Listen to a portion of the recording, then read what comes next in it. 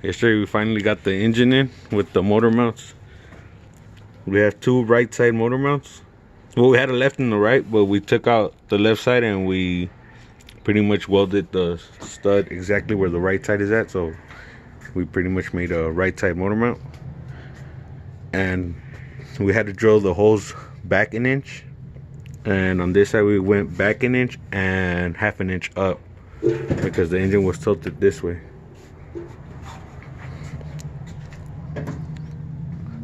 Barely have some room back here.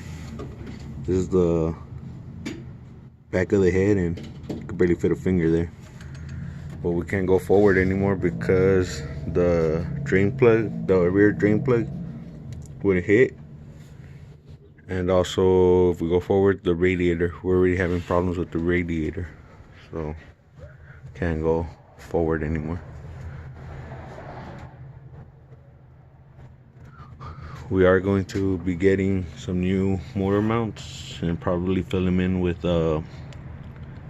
polyurethane or something for whatever they use here on the windshield.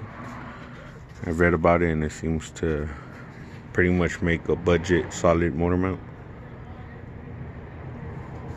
So yesterday we ended up leaving it like this, mocked it up. We also got the transmission in.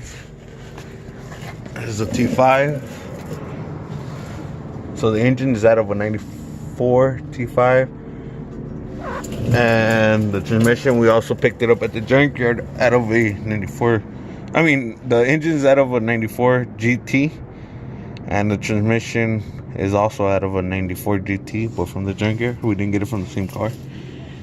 And there's a lot of room back here. The header is going to be a tight fit though. And we're still going to put the lift, the spacer brackets here. So it's going to give us more room. And this is a 4x4 Ranger. Well, it was. So we're making a two-wheel drive. The bracket for the T5, with this bracket right here, works with the Ranger transmission mount. So it pretty much bolts up where it's supposed to. We were having some issues with the drive shaft not being perfectly centered, but I guess with this we're going to be able to center it perfectly.